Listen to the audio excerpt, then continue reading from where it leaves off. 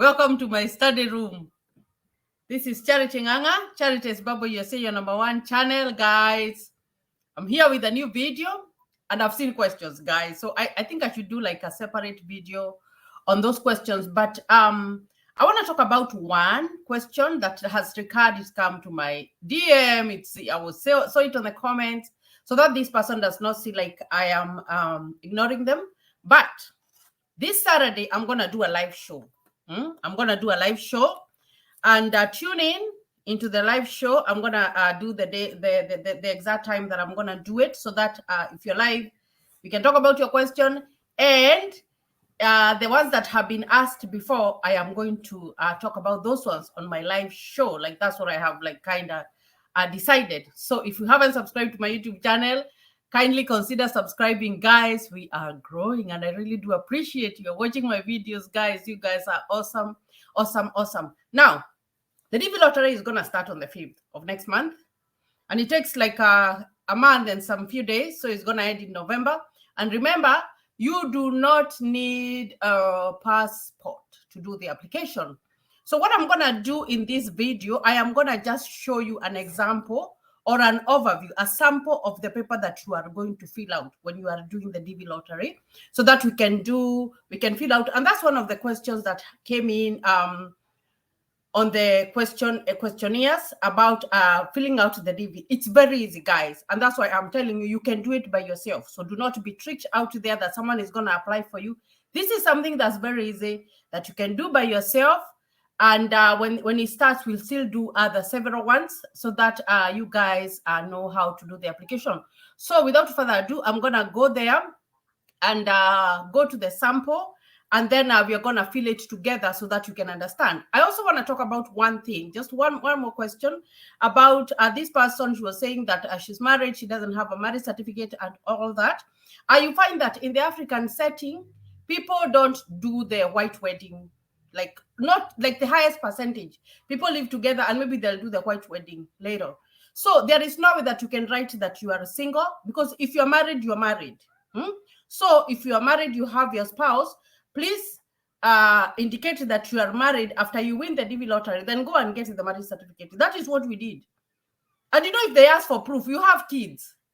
There is no way that you have been married to that person and you're going to say that you're not married, because, you know, we come from different regions, and they know that there is diversity. That is why it's called a diversity visa, because they know there is culture and all that. So if you are married, it doesn't matter whether you have a marriage certificate. Fill out your spouse there and your kids. And then from there, you will be able to do the application after you have been selected. Even me, we didn't have the marriage certificate. We had been married for a long time. We had kids. We didn't have a marriage certificate. And when we were doing our processing, I remember we got our marriage certificate like 2 months before we went for our interview. So that's not going to be a big deal. The big deal is going to be if you say that you are not married and you are married and you leave your spouse. No, you know, you can explain, we were married, but we didn't have a marriage certificate. So when we won, we decided to legalize our marriage, because not having that paper does not mean that you're married. Okay. Now, the other one was about a single lady. She was saying about the kids. Guys, you have to get something. I told you it is individualized, so that in case they want to ask for consent, and normally they want to cover themselves. That's what I told you guys, because they don't want you to go and say, oh, you don't know the whereabouts or that. What if that person showed up in the embassy like a few days later after you are given the visa, and they say that they didn't give permission to their kids? So that I'm not saying that that's what's going to happen, but what happens is that it's all about covering them. They want to cover themselves. Just like I tell you, here in the US, when I go to work right now, and I have done something for a patient, I have done my treatment, maybe I have done a dressing change, or whatever I have done for that patient, I have to document. If I did not document, then I did not do it. So what they need to have, it's a consent. And like I told you guys, it doesn't matter whether you're single. If you're in good terms with the dad, well and good. You can get the consent from the dad and then go with it, just in case they don't ask you for it, but you're trying to cover your tracks. If that man is nowhere to be seen, then go and inquire maybe in the court or ask a lawyer, what can I do so that I can be the sole person who has the sole custody of my child? So that is not a complicated thing, and you should not be worried. What is bad is if you leave a family member, you leave kids, you leave your husband out of it. So I hope that one is clearer. And I'm going to do a live show on Saturday, and we're going to talk about more of those questions. So I have seen them. I've seen those questions. There are so many. And I was like, I think I should do a live show. And also to meet those people that I haven't met, guys. You know, I want to meet you guys. So I'll see you on Saturday. I'm going to post a date that I am going to do a live show. And then we can do that. So what I'm going to do right now, I am going to share my screen. I hope it lets me share here. So the screen layout should be like that. And then share screen. I want to share my screen and open a different window here, Chrome tab. And then we are going to do a sample application of a DV lottery form. And then we're going to see how that one goes. Because I need you guys, by the time you're coming to do the application, you know what you're doing. So when it opens on October 5th and you are ready, this is how it's going to look like. And remember, this is just a sample, guys. This is not like the official thing. I just pulled it from the internet. But this one has, it does have what you do, what you are required to do when you are filling out your DV lottery. It's got all that stuff. So we are going to start. So when you open up, of course, you are going to find something like this. I'm trying to put something for this baby so that she can let me do my video in peace. Yes, you did it, darling. Okay. There. All right. So, guys, let's see. So this is a sample of what you're going to find. And I'm going to make it a little bit bigger here so that you guys can see what is there. So it says electronic diversity visa entry form. And remember, guys, it's not opened. It's not opened. This is just a sample, guys, that I just pulled out from the internet that I want to just explain to you. So it's going to have places that you have to fill out your information, and it tells you. So the part one is the entrant information. That is the first applicant. You are going to put your last name here. For example, maybe my last name here, I'm going to do with my names here. Like that. And your name. And your middle name. If you do not have a middle name, leave it blank.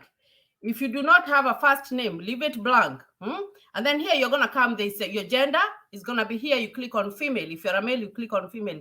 It depends. And then you're going to enter your birth date here. So this is the month. Maybe let's assume you were born in November.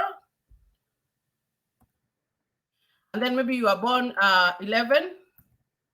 Maybe the year you were born is 1930. I'm not going to tell you my year of birth. But I was born on November 11. So maybe that's your year of birth. That's where so you put that one there.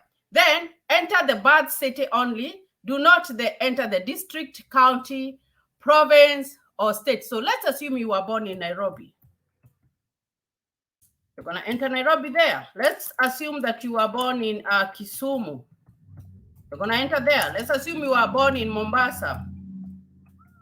You're going to enter there. And if you do not know it here, there is a click that says birth city unknown. But of course, everybody knows where they were born. So put your information there of where you were born. And then here, the country where you were born, it tells you to select. So there's a drop down here that you click on, and it brings on all these countries. And the countries that are going to be here are the countries that qualify to apply the DV lottery. So here you're just going to click on the country that you were born in. So if it were me, I would click on that I was born in Kenya. So let's see here. JK. So let's see there. So you click on the country that you were born. And then from there, you come here, the country of eligibility of the DV program. Your country of eligibility will normally be the same as your country of birth. Where were you born? your country of eligibility is not related to where you live. So let's assume you were born in Kenya and you live in Europe, or you live in Qatar. That is not your country of eligibility. Their country of eligibility most probably is where you were born and not where you are living currently. If you have never got out of the country that you were born, then that's fine. But if you have got out where you are living currently, if you are born in Uganda and you live in Qatar, or you are born in Uganda and you live in Canada, do not put where you're living. It is where you are born. No. And then it's going to ask you, are you claiming eligibility based on the country where you were born? So if you are born in Kenya, you are born in Uganda, you will say yes. But let's assume you were not born in the qualifying countries. Maybe let's assume that you were born in Mexico, or you were born in, there are some countries that they do not, they don't qualify for the DV lottery, and that is because they have so many people they have many people here in the US, because the DV lottery targets the country that has less people who have immigrated to the US. So you are going to select a country here, but most people, that's where you are born, you will click yes. No, it's if you were not born in that country and you want to claim the eligibility with your spouse, then you select a country here. So you're going to click the drop down and it's going to bring the country that you are whatever in. So this one for the passport information, this one you don't need to fill out anything because it is not needed. Remember, they canceled the passport. So the passport rule is not there anymore. So that one, you leave it blank. You're going to leave that part blank. And then from there, you're going to go down here. And then you will, so this one I said you leave it down and you will just leave all this stuff. You're not going to fill out anything from there. And I believe the form that's going to come on it might look a little bit different, but if it is not different, just forget about the place for the passport. Now, we are going to come to the entrance photograph. Guys, this photograph must be like the perfect one. Let's read about the photograph. The photograph must be submitted at the time of the DV entry. Photographs that do not comply with all specifications, including but not limited to recency of the photos, composition of the photos, and acceptable backgrounds are grounds for disqualification for the entire entry. So guys, the photo is very, very important. It's very, very important. So read this and know that you're putting in a photo that is the right one. I hope you watched that video about the photo. So any manipulation of photographs that alters the facial characteristics is grounds for disqualification of the entire entry. See examples on the photo examples page. So guys, there's a video that I posted about photos. Watch that video. Watch it. And then make sure that you are going to submit the right photo. Then please refer to instructions for the DV 2020 visa program for technical specification and composition specifications of the digital image. Go to travel.state.gov, click on photo, and then you will, if you want more information, you will find that. Okay. Now, you can you can take a new digital image or use a digital scanner to scan a submitted photograph. Now, guys, what I would do myself, I would have the photo. It has been taken. I've saved it in my computer. There are some people who have sent me their photographs, and they're very nice. And if you send me and it's not very nice, I'll let you know. I don't mind telling you, like, you need to work on this one. And another thing, do not use a photo that is older than 6 months. They want to see how you are currently. So guys, don't use a photo that you used to submit your last DV lottery. And another thing I want to talk about, and I'm going to digress a little bit, is this person was asking, they have DV 2023, but their case number is very, very high. And they were saying if they can still apply for DV 2024, go ahead and apply. Nobody asks you. They don't keep that information that you did apply many times. No. If you want to apply, do apply. Because remember, it's only a certain number of visas that are issued. And it's by being selected doesn't mean that you will get the 2NL. So it's good to apply. Do the application and be on the same side. But I'm not saying that if you want, you are not going to get your 2NL. No, just in case. You can do the application and it's okay. You'll be fine, guys. Now, if you have saved the photo in your computer, you'll come down here and choose a new photo. And then you will save it. Now, the mailing address. Now, your mailing address here, this one like really throws people off. The mailing address, is if you have a post office, whatever, put it there. If you do not have it, maybe you are using for a person, your uncle, your aunt, or a relative, you are going to write in care of that person's name, and then you write their address. You will ask them for their mailing address, and then you put that information, but you'll say in care of that person. So this is yours, and you don't even need to write in care of. That's in optional. It's very, very optional. So just write an address there. It doesn't matter. Write an address from a relative, because why I'm saying this is that you find that most African countries, they don't use the mail system. When you come here in the US, it's going to be a little bit different because you're going to be using the mail system. So just put an address there that is valid. Put an address there that is valid. Now, don't worry about the zip code. But here they're telling you no post a zip code. You click on there, because if you don't put a zip code here and you don't click on here, it's not going to let you submit it. Okay? And then you're going to select a country. If you're Kenya, Uganda, whatever, Nigeria, whatever, the country that you are in, you put it there. Now, number 10, where do you live today? Select a country. Maybe you are living in, you were born in Uganda, or you were born in Angola, and then you went to live in Australia. Then you are going to click there and say you live in Australia. Maybe you were born in South Africa, and then you moved, and then you are living in Cameroon. You write there. Canada, wherever you are living.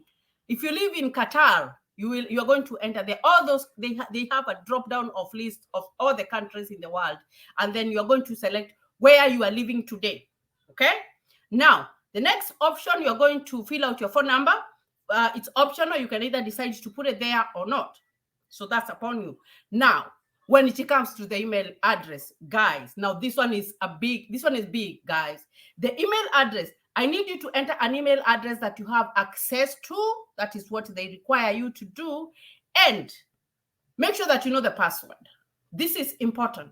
Please. And after you put your email address, write it down, save it on your phone, or do whatever so that you don't forget it.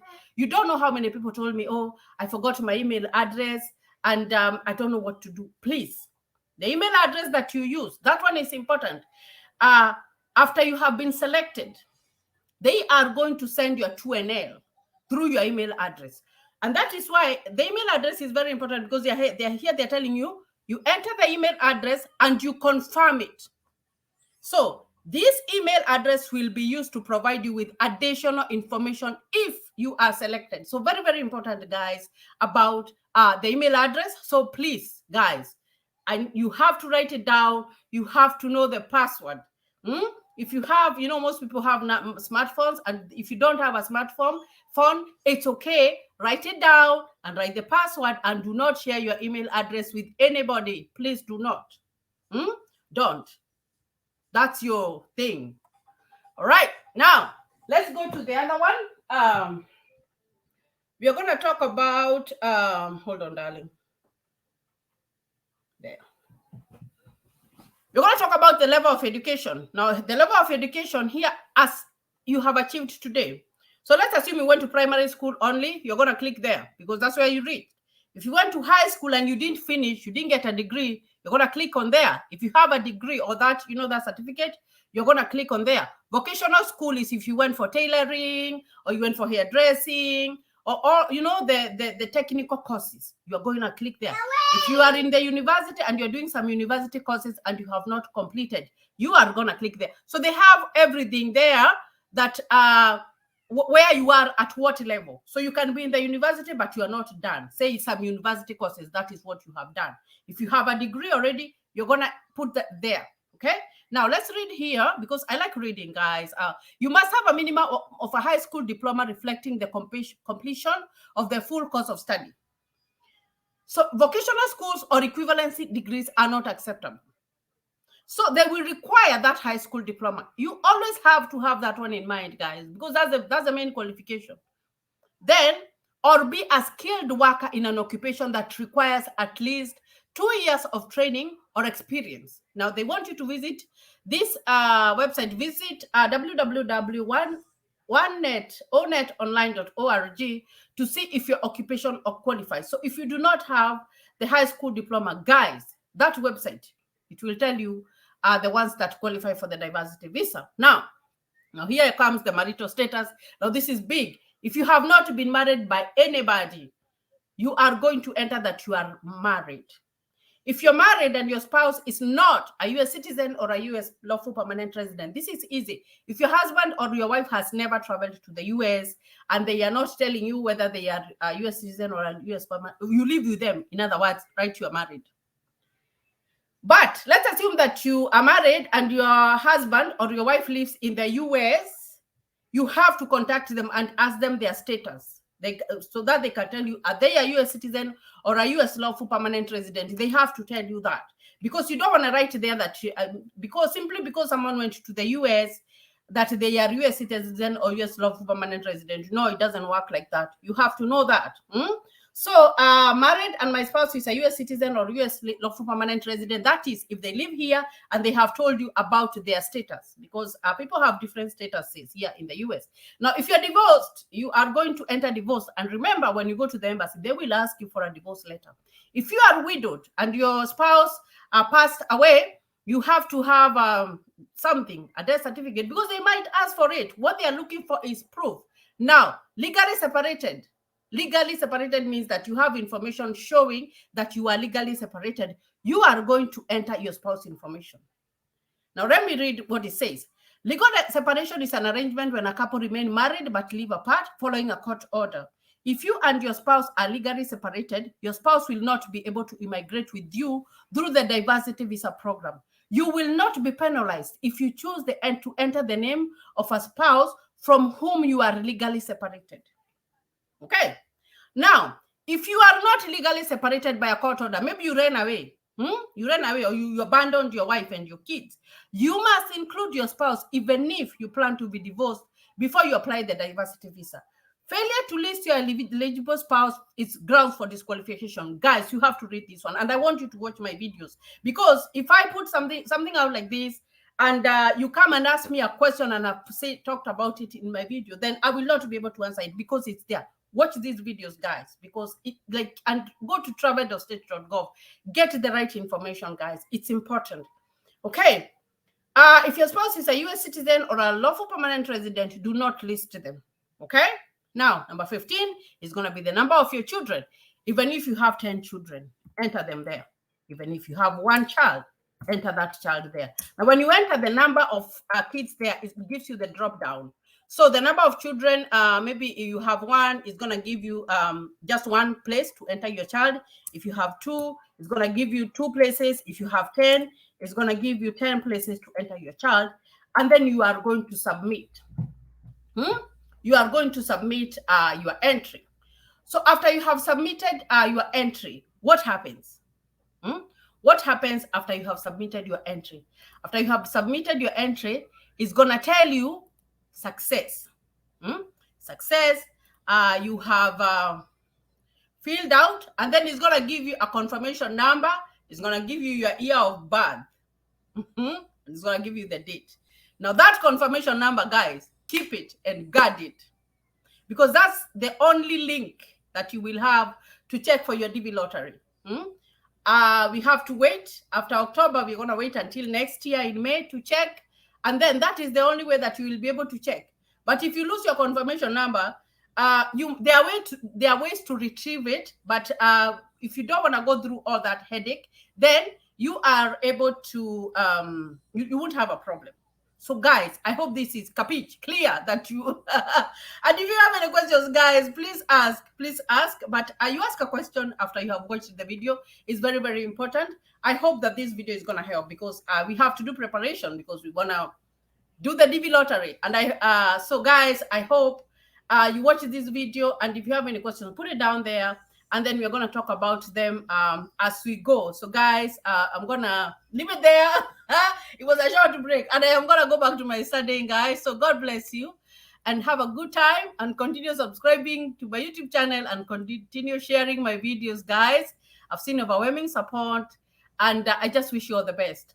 I like wishing you all the best in whatever that you're doing, even as you anticipate to apply for the DV lottery, guys. I wish you all the best.